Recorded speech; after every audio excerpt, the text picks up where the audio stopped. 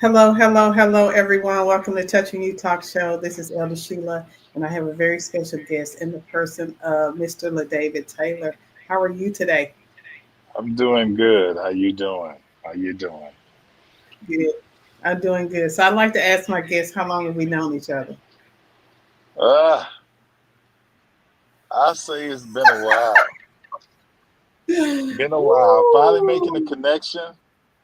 It's been just a little time, but knowing each other, knowing of each other, it's been a while. long, long, long, long time. So it's Yes, good to see yes. you again. And shout out to your mom, Miss Doris Taylor, Doris Oh, Jones, Taylor oh, Jones. And she yes. the best. I love her so much, and she's just the sweetest lady. You got you. She did good. You did good with the mom that you got. So yeah, I worked hard. I worked hard. They say pressure make diamonds. I applied a lot of pressure as a kid, and she came out beautiful. well, I want to ask everyone that is watching live and on demand. I ask that you would go ahead and share the broadcast. Something is going to be said that is going to encourage and uplift someone. So, Mr. LaDavid, tell me where you are from. Uh, First of all, tell me where you're from. Where I'm from. Tell you where I'm from. Hmm. Good question. Good question. Born in South Dallas, I like to say. That's where my biological father, running the streets early part of my years, but I was raised in Dallas, Oak Cliff, with my mom. So South Dallas, South Oak Cliff, that's me. Okay. All right. So, can you tell me a little bit about what led you to become the community leader that you are now? Oh my goodness. A lot of bad decisions. A lot of bad decisions, if I can say that. Just once you've done so much, in your life wrong, I like to tell one of the questions they ask you, are you remorseful? Remorse is not a word. I wrestled with that for years until I just came to the understanding that remorse is a course of action. You can Hmm. tell a person's remorse by the action in their feet. And it just made sense to me that if I wanted forgiveness for the things I've done, if I was repentant, if I was a changed man, then it has to be seen through the works of my hand, not my mouth, because a pair of lips will say anything. My mama used to say that, and so I Apparently, live by it. Yes, they'll say anything. So, but hands, they don't lie. Hands that's don't lie. that's good.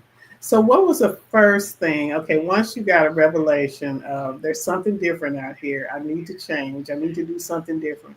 What was your first step? Hmm. My first step was my thinking. It was me. It was me realizing that the person I want to become, I couldn't do it with the person that I was.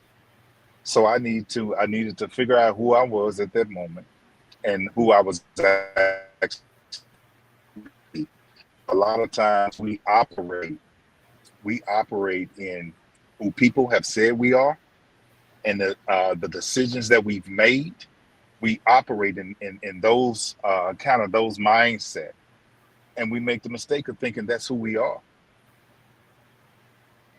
That's who we are, and we're not. We're not. That's not our substance. We became that. We take on a lot of things in our life. We're conditioned. And once you start thinking different, once that change comes, you start looking for different. You start kind of like the story. You heard the story of the chicken and the hawk that was living in the chicken coop, and how he always looked to the sky, but the chickens was like, "No, you one of us. You're a chicken. That's not. We've never went up there. We can't fly." But there was always something inside of that eagle, that or that hawk, that says, "I want to go up there." That's all of us, Sheila. That's all of us. And when we begin to listen to that, we have to look at ourselves. We have to be able to tell yourself, "You a lie. You've been living a lie. What you know ain't the truth. Let's find out the truth. Let's start there. And that's the hard part. But once you do that, you begin to morph. It's a transformation. It's a transformation, not a conforming. It's a transforming from the inside. That's good. That's good. So, your bio says that you're a community leader, you're a business owner, you're a disciple making coach. What did you become first? What was the first Uh, one? Was it the community leader? Was it the business owner? What was first? the first thing I would say, disciple making, and let me kind of give some context to that. Sheila, a lot of times we mistake disciple making as preaching to people, bringing them to the church. They come to the church, they get saved.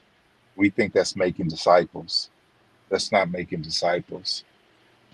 Being a disciple means to walk alongside people. And that's what I talked about, that inner theme. People have always come to me with problems and situations, and through just us talking to me, just listening, the truth comes and life change comes. Not by my power, but just what God has called me to do. Listen, be there, and sometimes I'll say something wise every now and then, you know? Uh, but discipleship started without me even understanding, because my first thing was always walking along with people, walk them through what life is, kind of share what you're thinking. Why do you believe what you believe? And when we Yeah. talk about the word, why do I believe what I believe? And asking great questions. So discipleship from the very beginning was came first. Okay. Discipleship came first.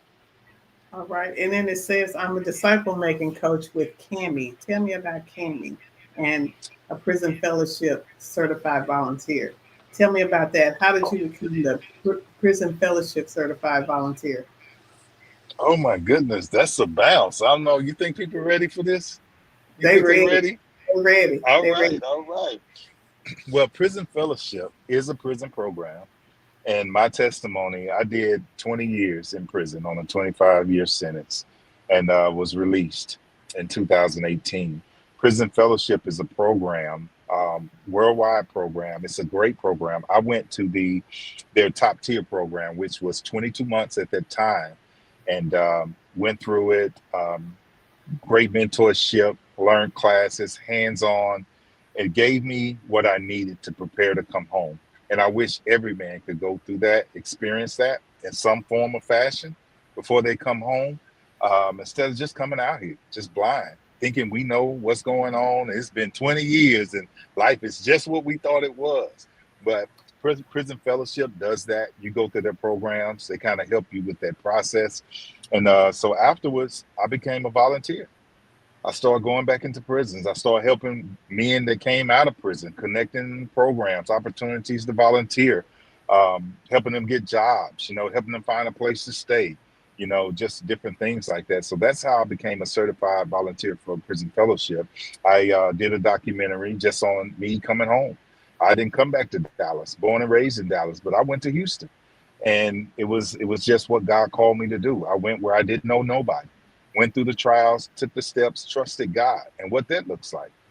Just as a man, trusting God as a man, getting on my feet, 20 years, you know, how you do that. And so I went back in, I started teaching classes. I started teaching classes for our prison fellowship on the caravans unit and things like that. So that's how I became a certified volunteer with Prison Fellowship, but also went into other prisons, TDC volunteer, certified to work with other prisoners and do coach programs and different things like that. Yeah. So, what was one of the things you had to absolutely learn when you first came out? What was one of the things that you thought was still going on in life, but yet everything had changed and you had to learn differently? What was one of Mm. those things? Give me an example. Communication with my family. We assume that the communication is going to be just like when we left it. But the truth of the Mhm. matter is, they don't know who you are, and you don't know who they are. And many Mhm. times they'll talk to you from the person they knew back then. And it can be Mhm. painful at times, because Sometimes their bias is a man in prison don't change. You're still a child. These are the things they say. You're not mature. Of course, there's some areas where we haven't had the opportunity to exercise certain muscles, emotional intelligence, mental, flexibility. We might make 25 decisions in prison and come home, and now we have to make 125,000 decisions a day, you know, and that's a big shift. So that was one of the things, communication with my family. It wasn't what I thought it was. Wow, that's eye opening. That's eye opening. So, as your family, as your family talked to you and handled you like you had been, like like what you were before. So then, Yes. how did you get them to see that you had changed? I couldn't get them to see. And that's something that I try to coach me in on. They're only gonna see what you do. Conversation don't work. You can't tell them who you are. We've already been through that. We've been through that. But when you start, sometimes I wasn't as close as I was to people. I didn't visit as much as they wanted me to visit. And all of that was on purpose because I needed to do what I needed to do. Everybody had 20 years to do everything that they needed to do and wanted to do. Now I'm starting from right here and I need to stay focused because their flow in life is not my flow in life. It's Mm-hmm. not. And I can't handle their flow in life because their Yeah. flow been going for 20 years. Mine Mm-hmm. haven't. I'm beginning mine. So I kind of stayed in the grind. I stayed to myself. And pretty soon, after everybody got over being mad at me and thinking I'm better than everybody, they eventually seen I started coming around and they start seeing, oh, he's volunteering. He's doing community work. Oh, he's working. Oh, he's doing this. They start finding out things that I was doing. It's like, oh, okay, this ain't the same guy. Mm-hmm. You know, Mm-hmm. it's not. And so yeah, it's definitely something that you're gonna have to earn. Respect, you have to earn it. Trust, you have to earn it. And it is what it is. When you come home, you have to earn that. They don't know who you are. Right. So, how important is it to not go back to the same environment? Because sometimes it could be the case that's the only place that they have to go. It's like the only place that they know to go to. The thing about that is that can be tricky. And I'm gonna say it. I'm gonna say it. You don't want to go back where you came from because it's unhealthy. You go back where you came from, they're gonna try to give you what you had. And sometimes it puts us in the mindset, it always come, I'll be all right. It's cool. Drinking. You might have been a casual drinker, but casual drinking 20 years ago is not the same as casual drinking, now. It's not the same. Even the beverage is not the same. And so when you get caught up in that kind of stuff, you go back into the environment, you think it's okay. Before you know it, it's been 90 days and you haven't done nothing that you was planning to do. However, some people don't have a choice. So it's imperative that you have your mind made up. This is what I'm going to do. I'm not going to do this. I'm not going to do that. I'm going to give myself this much time. And you cannot let anybody separate you from that. You can't. And that's the only way you're going to survive. I like to share my story of when I went to Houston, but I went to Fifth Ward. Anybody know about Houston? Know about Fifth Ward? I was in the hood.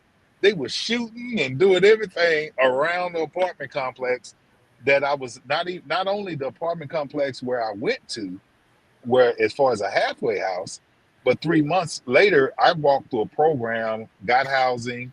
I'm a vet. They got it also for guys that are not vets. You just have to follow the process. They help you get housing. And I got my housing. It was apartment. I was in the hood, and I did what I did. People seen me leave. They seen me come, go. I got groceries. I got books. I got a backpack. I come and go. They didn't bother me. I didn't bother them. And I was right in the middle of the hood. You know, you got your mindset. People see that. They see Yeah, it. They can sense it. Yeah. that's good. That's good. So, Joy had made a comment, and I'm not sure on which comment she's referring to. She said, "Not true. There are men that return to society after being incarcerated, and they are productive and successful." Um, I don't remember you saying that the men don't come back successful. So, can you just kind of speak to that comment that Joy made? Yeah, I'm not sure. Yeah, I'm not sure what she took out of contents, but no, a lot of men are coming out being successful. The unfortunate thing is there's a lot that's not. What's the difference? The difference is a made up mind. It's a made up mind. And let me make this point clear. Just because a man make mistakes doesn't mean they didn't come out and be successful.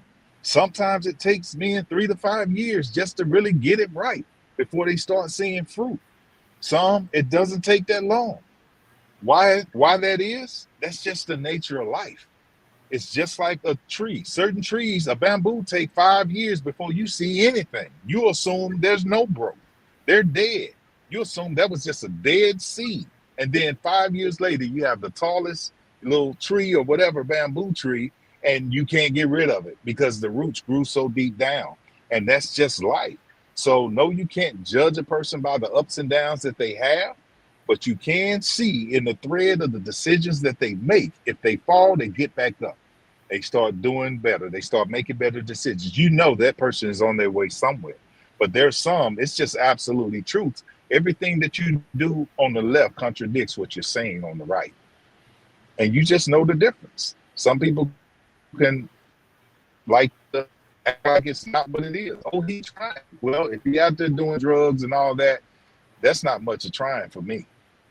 Right, And right. I'm just honest about that. And any man that knows me, go ahead. I'm sorry. Oh, Joy was just saying that she saw that her brother had turned his life around. So that's good, Joy. We are so happy to know that your brother turned his life around. Um, so I was going to ask, what what recommendations do you give to the family? Like, what could family do better? And not trying to say that your family didn't do what was right. I'm just saying, Right. what recommendations can you give to help instead of hinder? Because sometimes we can hinder as family Mhm. members Right. and handling our family that's trying to come back out and get back on their feet. Can you give recommendations of what a family member should do to help? I can. I'll say it varies. It varies, and like you said, and me, just because I had a son that came out of prison, and so I can speak from both ends. I'm not just a son of a mother that of me coming out of prison. I have a son that came out of prison, so I've been on both ends. And I've wanted to do and just give and say, I know, I trust he'll do okay. And the truth of the matter is, he's learned everything because he wasn't ready. And I just threw stuff at him. And I wanted to do more, but I knew I would kill him by giving him too much. He had to make a decision, find himself in a place and make the right decision and say, hey, I want better for myself. And this is what comes with better. And so, really, for families, if don't assume they are who they used to be because they're not, bear with them with their trauma because prison is trauma. And you'll think, oh, that's who he is. No, that's what happened to him. And sometimes he's not going to receive you the way that you want him to receive you when he did when he was there before. You know, he's seen liars, he's seen hypocrites, he's seen church people come in and fake it, and he's seen so much. She's seen so much. So give both of you give each other a chance to get to know who you are. And that's not being biased, not judging them because they make a mistake. Yeah, they might try drinking and smoking again, but don't judge them at that point. Talk to them. Hey, you did much better without it. They'll come back. So many have. They fall, and some of them even went back. But when they came out, they kept going. They kept going. They're doing better. They're doing better. But family, just learn each other. Learn each other. You too much. but be supportive and find out from the community the resources for the person. Find out resources before they come home. You want to help them? A party don't help them, but a opportunity to get a good job with livable wages, that'll help them. You know, a place to go get a trade, that'll help them. A place that'll help them get their ID, that'll help them. Place to help them get a house, that'll help them. Some food, you know, that type of thing. But support a man being a man. That's good. Support That's a good. man being a man. That's good. I'm getting a little. Yes. I'm not sure on whether that everyone is seeing like the turbulence that I'm actually getting. We're getting like a little. The stream is not doing too good, but it's all good. I can kind of hear you. I'm hoping everybody else can hear every word that you're saying. So tell me I this: hope so. How Are did they you? responding? Yeah, I believe. I believe. Let me know if you guys can hear us real clear. So, how did you end up starting your own business? Oh my goodness. Oh my goodness. I'm gonna tell you what happened. I got home in 2018. I worked hard. I mean, I had a job. I was working for a pastor, and I'm saying this not to bash pastors. I'm saying this for guys and women that are out there, and life is hard sometimes. It doesn't matter who. The devil, he does what he do, and he'll use anybody. And you have to know that God is the one that's going to take you through it. But I had pastors I worked for, worked hard. They took my money, and I finally got a break. Had three jobs at one time. My wife was in Dallas. I was in Houston. Just, that whole thing and trying to work. And I finally got a breakthrough. I got a breakthrough. I got a job with an organization I was volunteering for and got good pay. So I got my breakthrough. I got my breakthrough January 2020. Nice. February, the world shut down. Uh, Right, right. It COVID, shut down. COVID. Yes.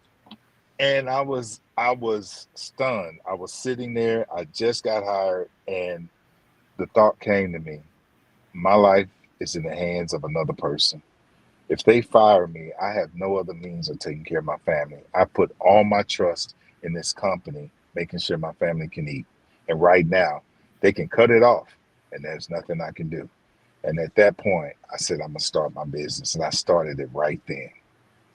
I Wow, started it right then, janitorial business. wow. So how did you do that? I mean, it's like, do you need like credentials? Do you need like training? Do you need like some type of certification, or you just did it? I just, well, there's janitorial courses you can take and things like that. And of course, I've taken that before. And the benefit for me is that I've been a cleaner for a long time. And when I was in prison, what we call OSHA on the outside, they have what they call ACA, which is the OSHA standards. And so I was really big on learning how to interpret policy. And so when they had ACA policy, I was in a position that I could learn that policy. And then I would train men in prison that was working in the food service department how to clean, how to be detailed, what to look for. Through that, I was learning and I was teaching them. And so I just became everywhere I went. When I went to a different unit, they found out I was there. Huntsville called the kitchen captain and said, hey, you talk to him, and I'll take them through how to set up a whole training and everything for their ACA to pass their inspections for cleanliness for the kitchens. And so I had all that, but to start a janitorial business, you just need to know how to clean. You need to know how to clean, and somebody give you an opportunity, you make sure it's clean. You make sure it's clean.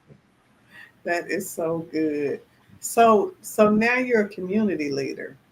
So tell me about that. You served in various leadership roles. Tell me about that. Well, you mentioned Cami before, and that's a great opportunity for churches. It's a church as a movement initiative under Pastor Kwesi Kamal, and he's been He's been an activist on the church and movement in the community for many, many years. And I became one of his discipleship coaches, where I actually take churches. There's three of the strong leaders through a seven lessons, two books on disciple making, spiritual rhythms, and discipleship making. And I kind of teach them how, or coach them on how to walk along with people, how to walk with them through studying the Bible, how to walk with them through life, through asking questions and getting them to interpret what they're reading just personally by asking one simple method. Read a scripture, ask them, what do you see? What do you smell? What do you hear? How do you feel?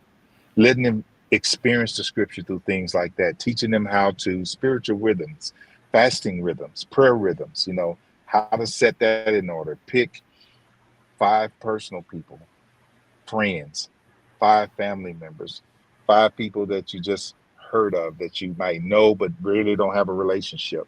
Set a prayer rhythm to pray for them, and then a time to approach them. Just different things like that, and how to make this a continual part of your life, and then bring somebody in with you to do the same thing. So it's discipleship coaching. So you just learn to build disciples that go out in the community and help the community. You may do food drives. You may do taking care of seniors. You may do coaching with the teens or whatever it may be.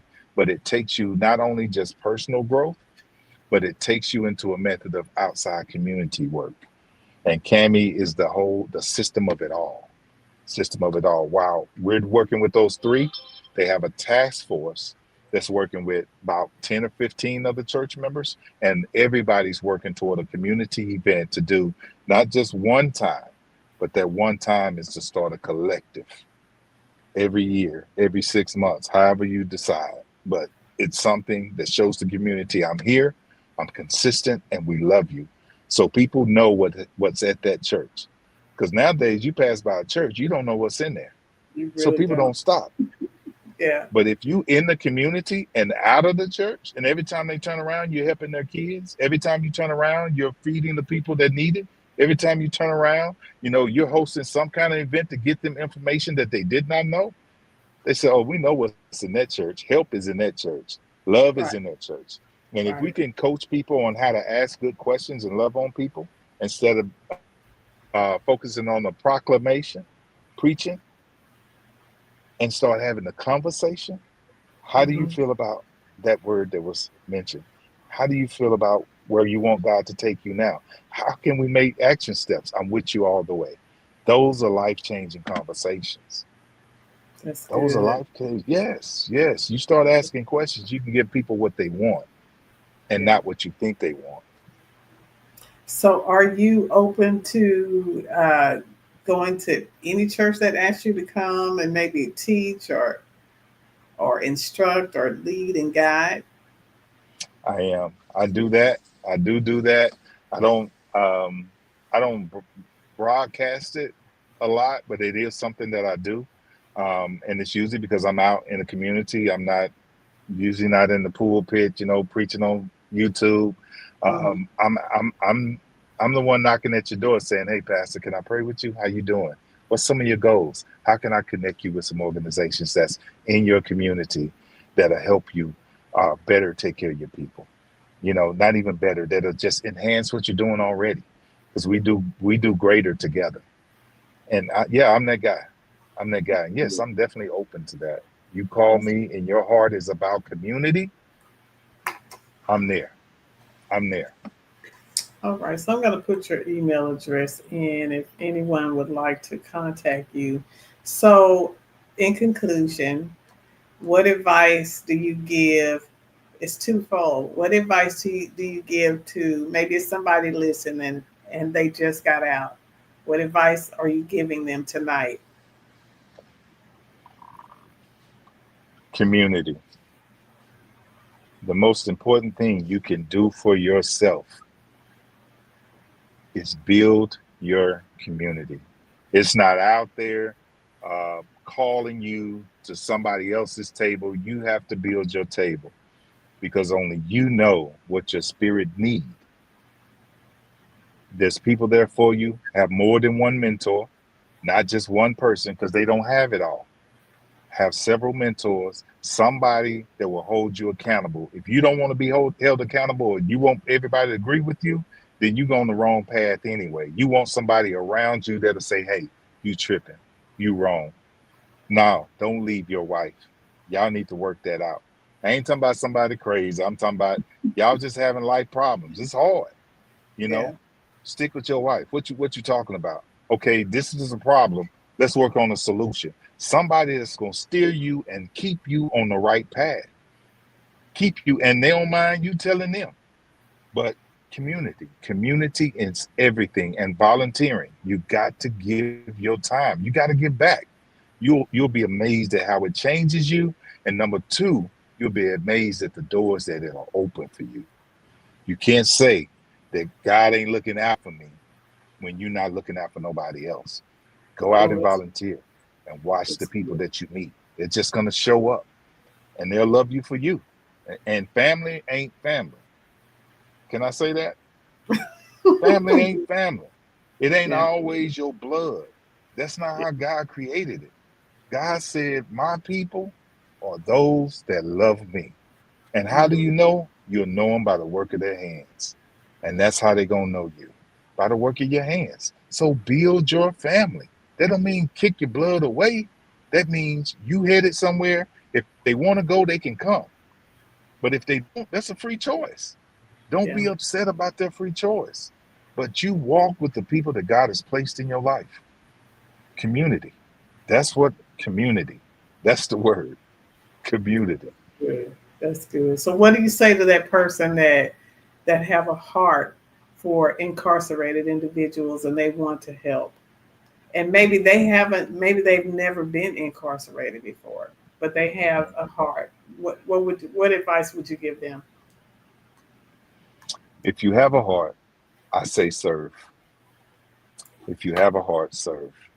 And you don't have to go into prison to serve. And being in Dallas, prisons are much further away than it is in Houston. Houston prisons are nearby, so you can drive an hour, which is average, and you can go to two or three prisons.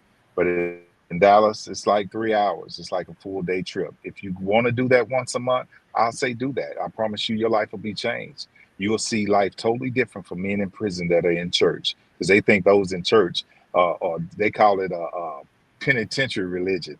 I don't even know what that means because every decision and stuff that they doing in there and why they come to God, they doing the same thing out here because they scared, because they want a better life, because they want a man or a woman. These are all the reasons they come to the Lord and try to do right, and they doing the same thing in prison. So that penitentiary thing, that's a penitentiary religion. Nah.